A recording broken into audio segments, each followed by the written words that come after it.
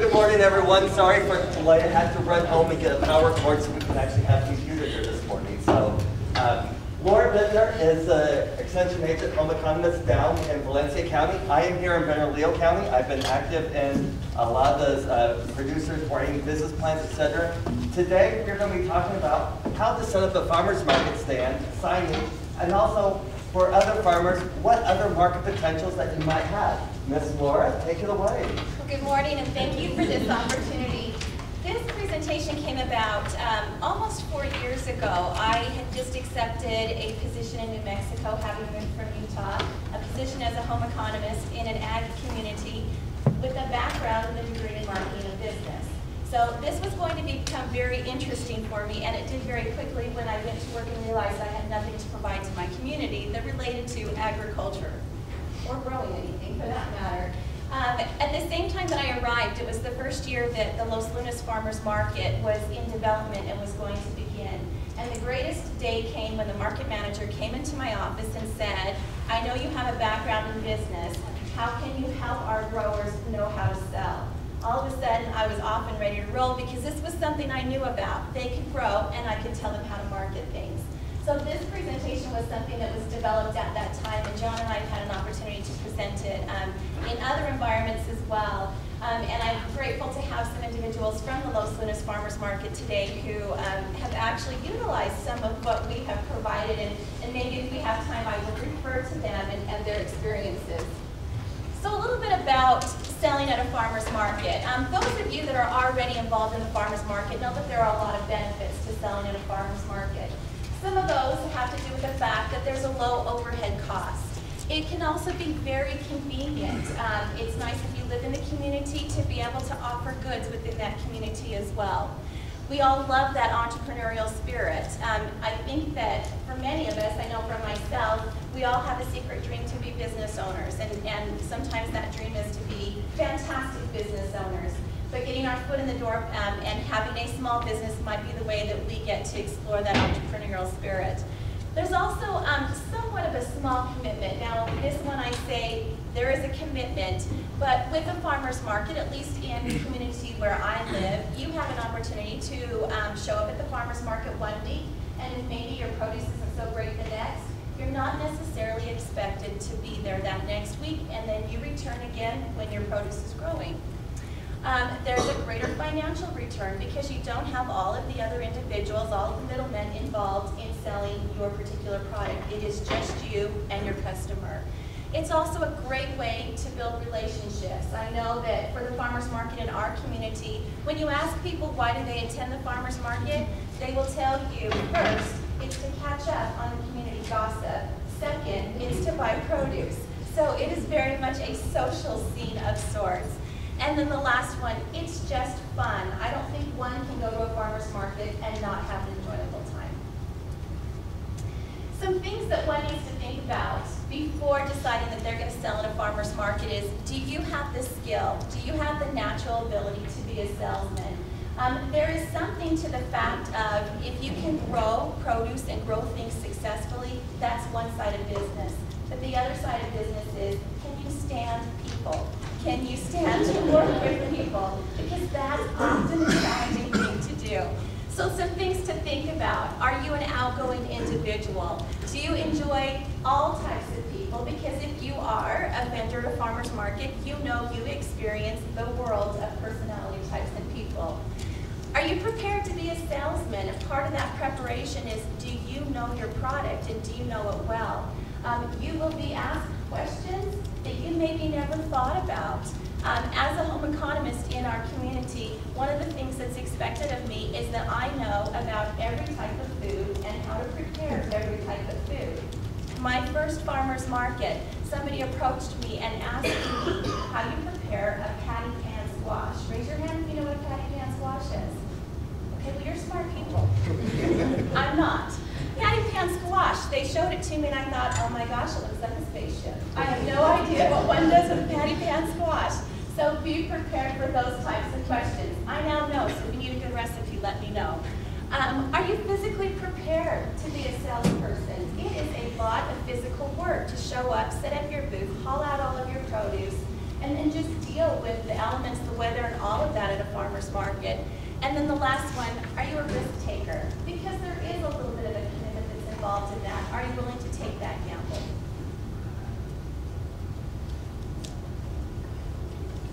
So, why are people coming to visit you? Why are people coming to the farmers market in Los Ranchos, here across the street, up in Santa Fe? Well, we can get the best produce in town, right? Better than what you can get at Smith's, Walmart, Albertsons, etc. So fresh quality produce, best thing on the market. Might have a little bit of dirt, but that brings a little bit of quality along the way. And there's some things that you can get at the farmer's market that you cannot get anyplace else, especially some of those heirloom vegetables and some of those unique vegetables, unique produce, unique cut flowers. And there's a great marketing tool for you guys to get some premium dollars out of them as well. Across the United States right now, there is an increasing desire to know the hands that feed them. People want to know who's growing their produce. People want to have that connection, that story with the farmer, with the produce, with the land, with the animals. So if you can spend a nice little story along the way, that would be fantastic. And lastly, local dollars spent locally. The produce isn't coming from Argentina, the produce isn't coming from Mexico, it's coming from your county, your own backyard, and that's local economic dollars spent, tax generation, more business, more transportation, local money staying in your local area. Lastly, people like to sit out their blanket, make music, etc. So there's lots of things to go to the farmer's market for. According to a USDA study in 2010, how much do people spend at the farmer's market per trip? Some people spend $8, so the Rocky Mountain people spend around $8, $10 per vendor per trip. Some places you can probably spend up to, let's see, the far west, probably Seattle, you're probably spending $15, maybe more per vendor per person. So how much could you be possibly taking in? How many people, let's see, Denise, may I pick on you for a moment, please? Sure. Excellent. So, $8 per person, how many people might be visiting your booth or one particular farmer's booth up at the Santa Fe market on a given weekend, peak season? Say the question again, how many people might be going to one vendor? To one vendor. Oh my God, and you're picking the Santa Fe market, 100, let's say 100. Let's say 100. So if 100 people stop by spending on average $8, so you're probably bringing in $800 right there, correct? Sure. Sure.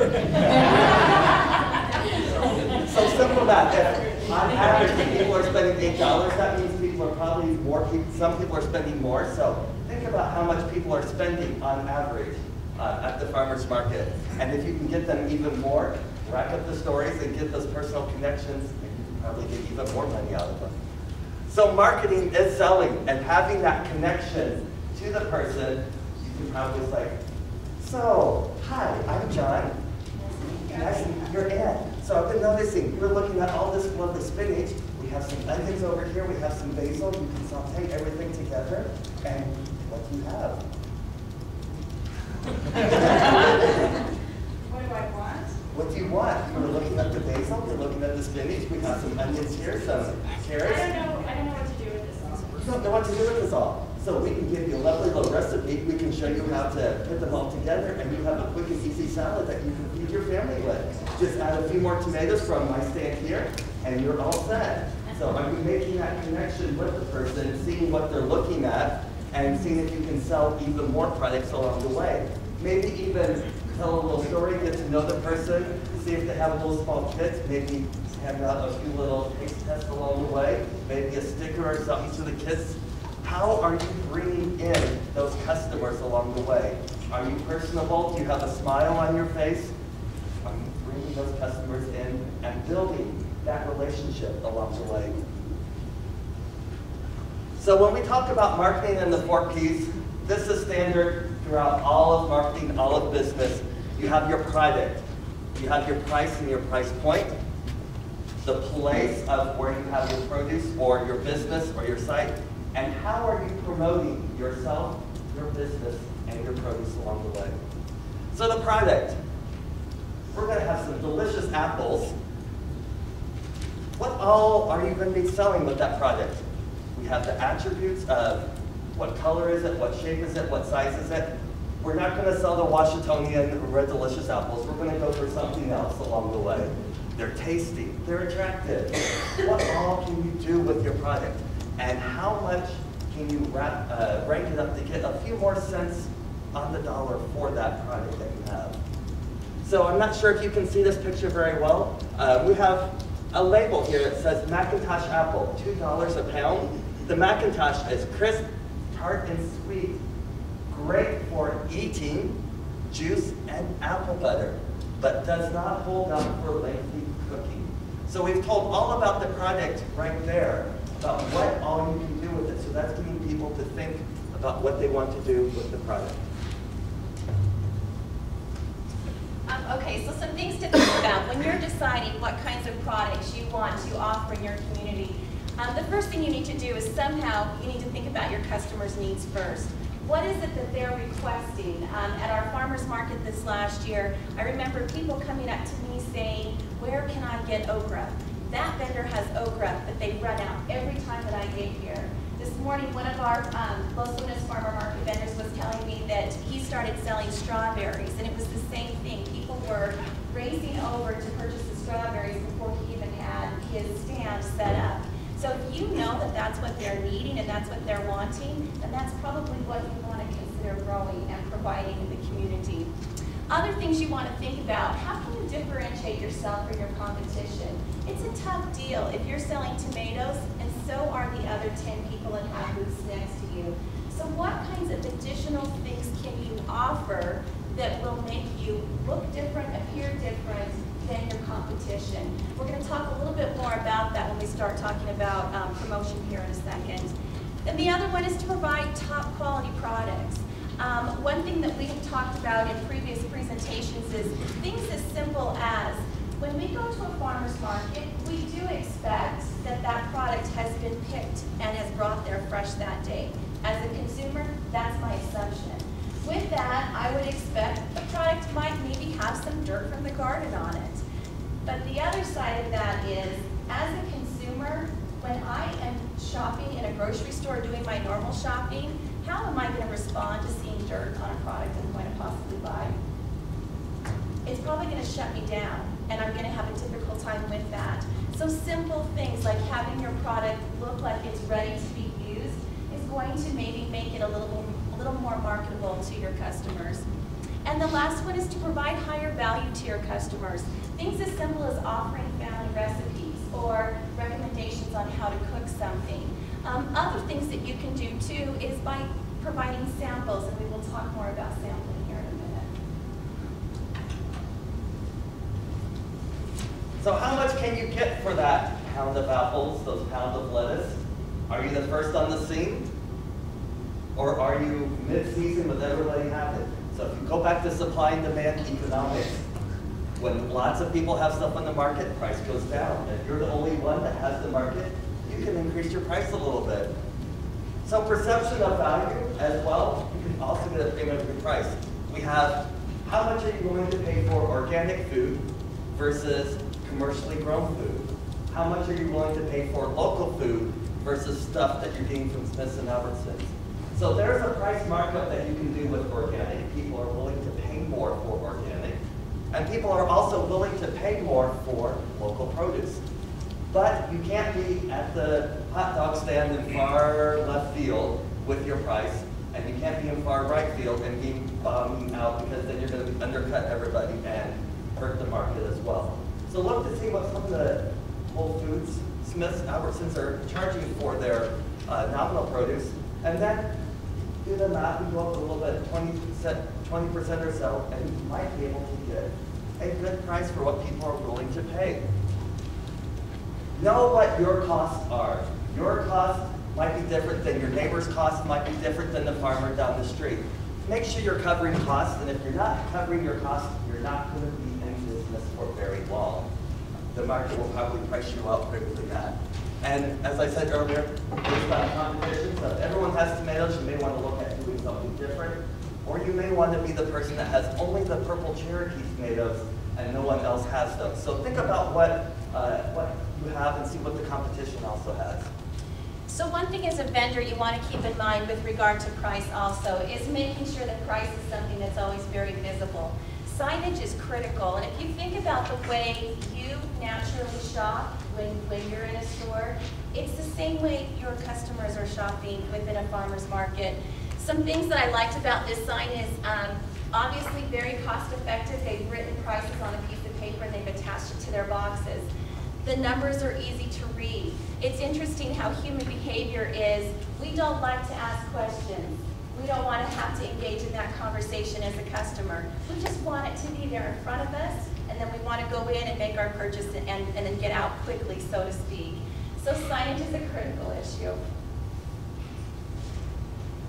Another way of creating value with your product and also that value then can add to the price is by offering a variety and creating the illusion of having a variety of products. Some of these pictures may look familiar because a lot of them are pictures that were taken at the Santa Fe Farmers Market because I have a secret love affair with the Santa Fe Farmers Market. But I think that there are a lot of great display techniques that are used there. With this, if I'm a pepper lover, which I am, I may have gone to the market with the idea of purchasing jalapenos that day. But if I see this, all of a sudden my natural instinct is, I need to try every one of them. And so all of a sudden I'm creating a bigger sale and purchasing more than I even planned to do just because of the way the product has been displayed.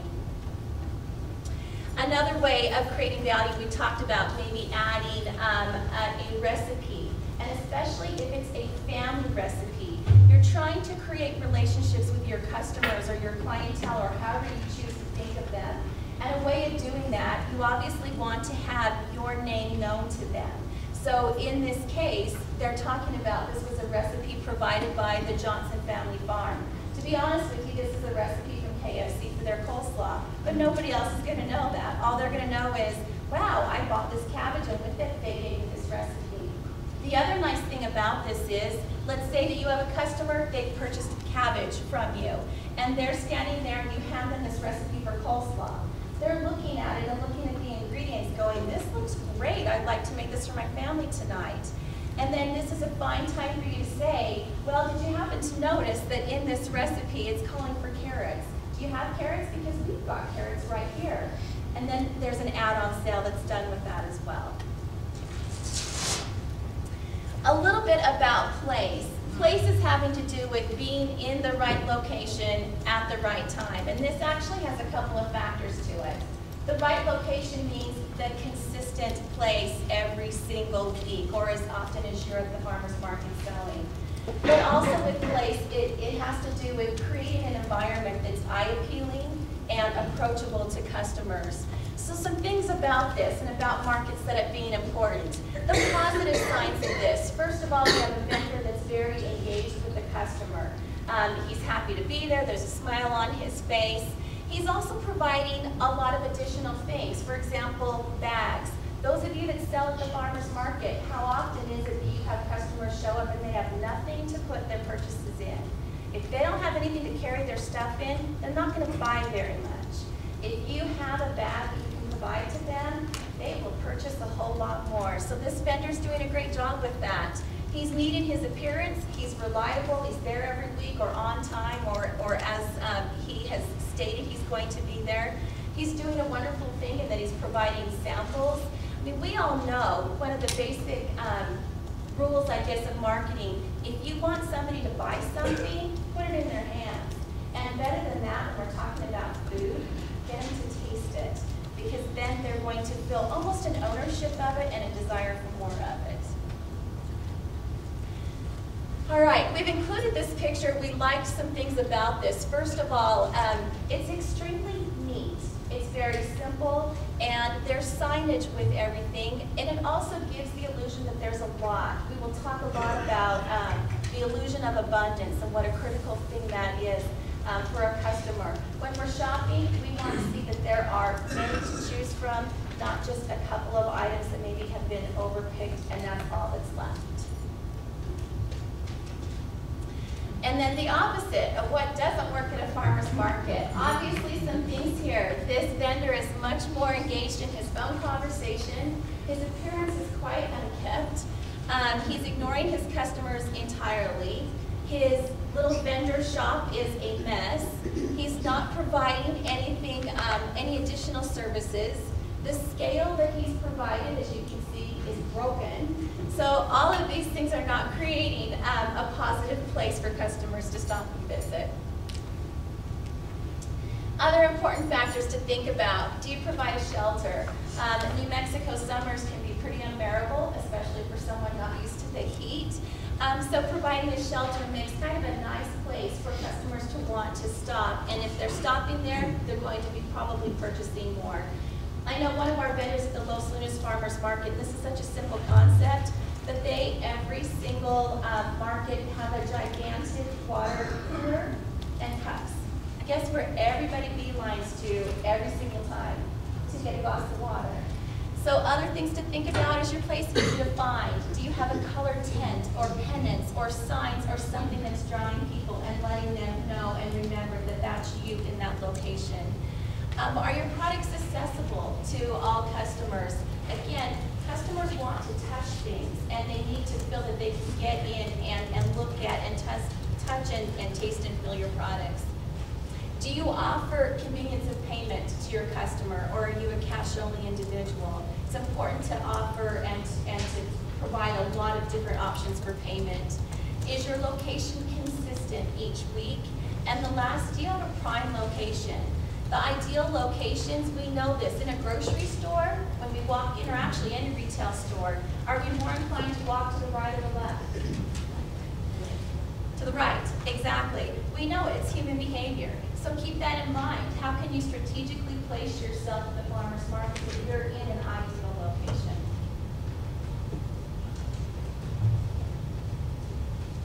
Promotion. How are you promoting yourself? Are you out there? Is your name out there? Is your product out there? Is it visible? Is it attractive to everybody? Have we go along the way? So point of purchase displays, I believe, go ahead and advance it one. Okay, never mind, go back.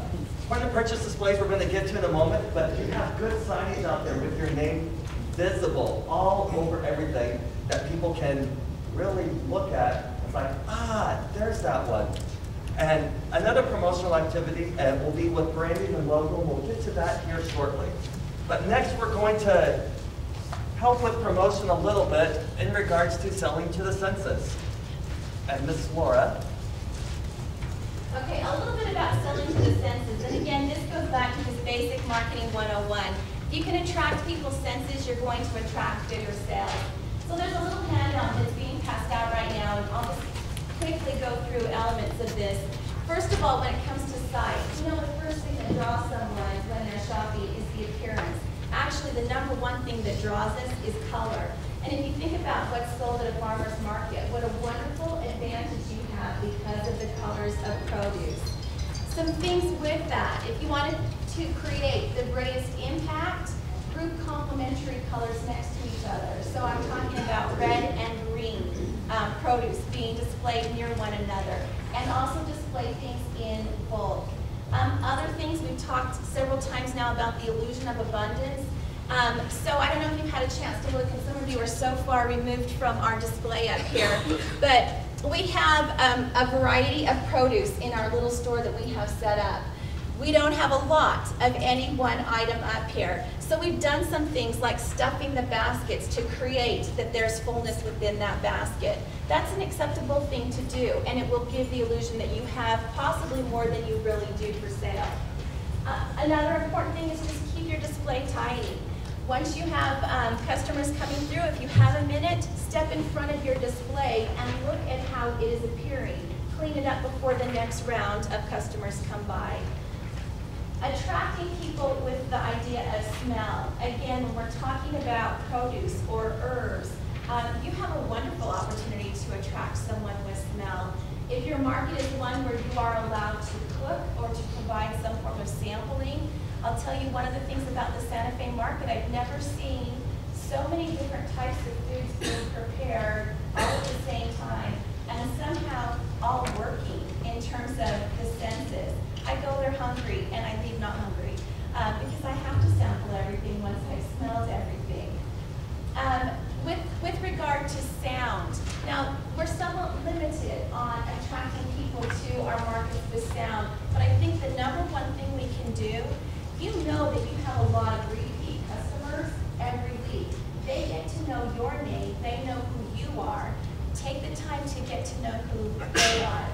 It is said that one of the sounds we most enjoy hearing is the sound of our own name being said in a positive manner. So what a wonderful thing if we have a customer walking up and the first thing they hear before they even approach our stand is, "Hey Newt, it's so good to see you, glad to have you back this week."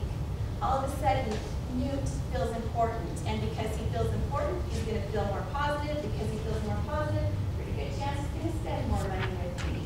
So it's all a game, but it's a game we play. The second to the last one has to do with touch.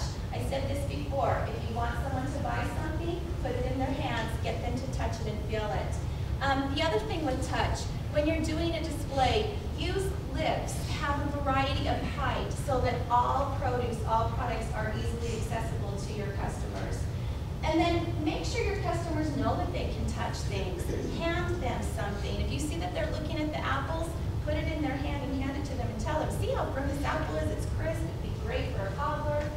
The last one has to do with taste. We've talked a little bit about sampling. Those samples are a big deal to people. If you're selling apples, cut up the apples and have them available for people to taste. Make sure that you're using safe food handling procedures, obviously, if you are in a place where you're allowed to do samples. And then make sure that you're providing the little additional things like the recipes and additional information on storing or preparing the products that you're handing out to them. With regard to personal selling, this is actually one of my favorite areas. In a previous life, about 20 years of a previous life, I worked in retail, and I loved the customer service end of things. And again, it's a game, but it's a fun game to get to play. So some simple things with regard to personal selling. You have to engage your customers, and one of the ways to do that is to actually invite them into your booth. I think a lot of times as vendors, we have a tendency to stand behind our booth. Get out from behind your booth, be to the side of it, be to the front of it.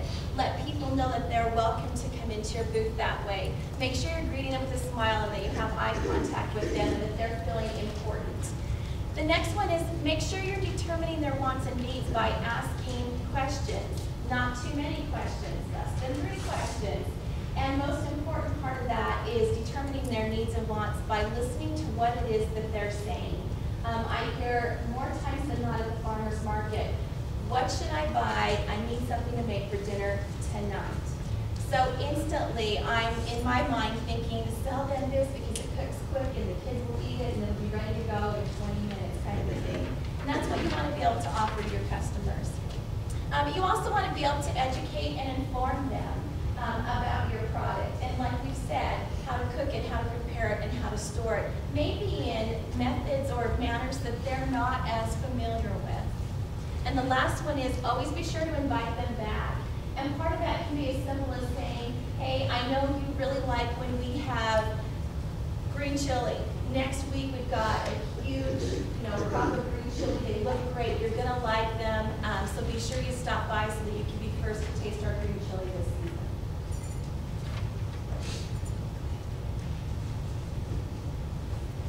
So sampling. First off, check with your farmer's market manager, environmental health, if sampling is actually allowed. So each market is different, and across the state of New Mexico, there are different procedures. So first off, ask your farmer's market manager if sampling is allowed. And if so, that would be a great opportunity. Make sure you're following the proper food handling practice guidelines, and also advertise what it is that you're sampling. So if you're having that Honeycrisp apple on hand, or if you're having some other fruits or whatever it is, put the label out there. What is it that you are sampling, engage them, and really promote those little things along the way. And remember that sampling is a cost of advertising to you. because it's product that you could have sold, but you're not selling. So it is a cost to you to do business along the way. Point of purchase displays. Is your name visible from across the way? Do people know? Do you have a logo that people know? And I'm glad to see Heidi's Red Raspberry Jam here. I can go into the grocery store. I don't even have to read the label. I can just see what the label is and know with the mountain, is it the sunrise or sunset with it as well as Blue sky. just blue. But you can see the mountain with the sky. You don't even have to read the label. You can just look at it quickly and know that it's Heidi's Red Raspberry Jam of some sort, but you know what it is. So having that logo on there that people can instantly recognize, or having your sign up there with your farmers, with your name and the logo on there, and people will come quickly. They don't even have to, it's like, oh, way across the way, and they'll be running right towards you. Signs listing that the product is available. We have over on our display over there, Romero Family Farms, and we have all of the things that we have out there so people know before they even get out to the booth what we have for sale. So signage, we know what we have, but where is everything amongst everything? Those are beautiful signs, very artistic, very creative, but if you're looking at it, do you know what all those different herbs are among the big display of everything? Some of them are labeled right on, other ones are labeled across. Do people know what exactly those herbs are? And how about consistency? Versus labeling here, you know exactly what you have. We have a New Mexico pepper, $4 a pound. Joe Parker, thick-walled chili, used for stuffing, roasting sauces, and it's right on that box, and you know exactly what you're getting and not have to fight everything along the way. Just additional pictures showing the concept of display and fullness. And obviously they have a lot of product to work with, but the organization I think is a nice thing to look at, and it might give you some ideas for displaying for yourself as well. Other promotional activities. You have an email sign-up sheet on your thing. Are you offering tours of the farm? Do you have a little story that goes along with it? As I was talking with Laura at a different time, what was that with your Susie potatoes, or what was it with your potatoes at the farmer's market? You know, it's funny, as much as I know about marketing, I'm probably the biggest sucker in the world. But I was at the Santa Fe Farmer's Market and I was looking at potatoes. And I quite honestly didn't need to purchase any more than I had already purchased. But I was drawn into these potatoes because they were purple and they were pretty.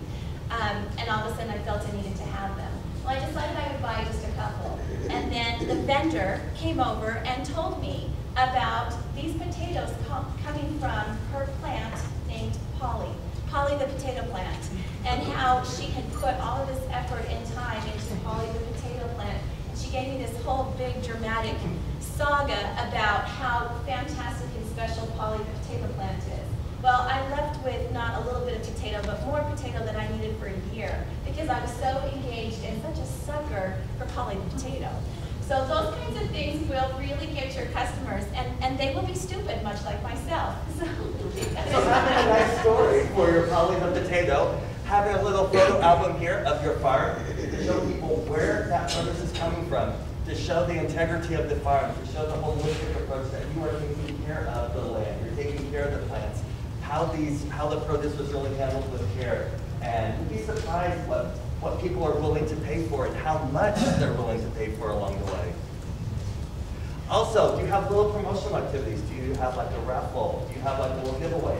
If you sign up for our email list, we'll choose one customer a week to get an extra box of produce or an extra pound of apples along the way. Or are you going to be at a festival that you can say, come visit us at the festival. If you bring this email, we'll give you a bunch of flowers or something. How are you bringing people back and keeping them engaged to come back to your farmer's market stand along the way? So we have some examples here. So this is your opportunity to apply what you've learned. We'll see if you are as stupid as me or if you're much, much smarter, which I assume you are. This is an example of a farmer's market display. Just either shout out or tell me what is good and what is bad. Looks unorganized, yes. Cluttered. What is it? Cluttered. Yes. Can't see prices. Can't see prices. Good.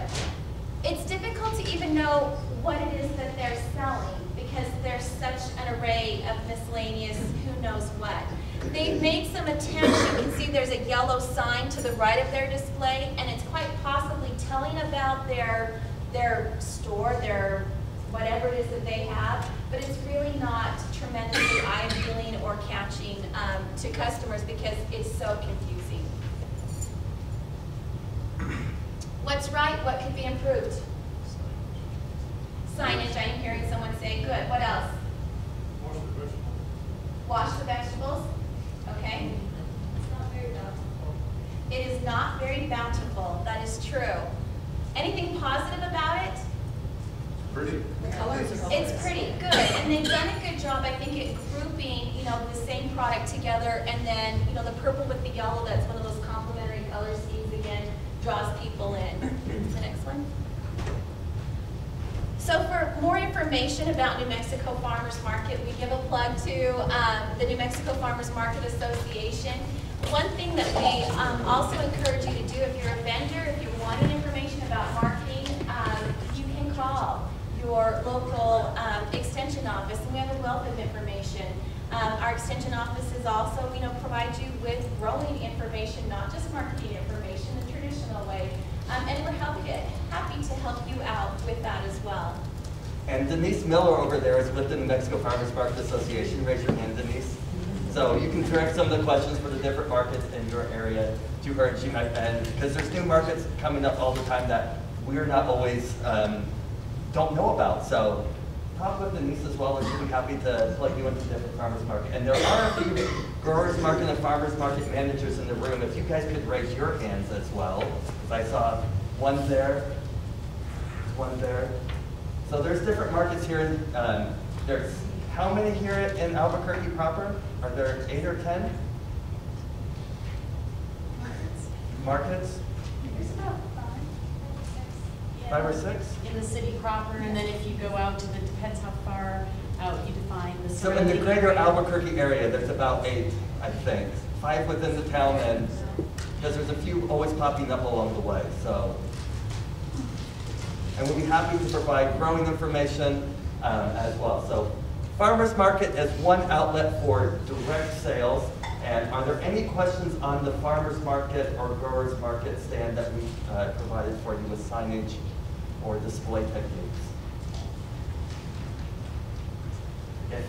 Yes. Well, I just wanted to mention about signage and how important it is to put signs, but the reality is, in the grocery store, we act one way and we look and find a price, but I have people that stand in front of my table and I have my signs that say exactly what it is and how much it costs, and they go, so why are they different? How much are they? They always ask me, what is this one? And you have to smile and go, oh, it's $7, like, oh my gosh, I didn't find a price. Because they don't read signs. For as much as our good attempts are, I guess you always have those customers along the way. But it's okay to engage in that. So Exactly, it's fine. exactly. So, yes. Yeah, this is great, and there are a few market people here, there's a lot of growers here, and it's great to do this for the growers here. We have a kind of a burgeoning growers group in Rio Rancho. We do the same thing there because we just started this last year getting some growers out in the Rio Rancho area.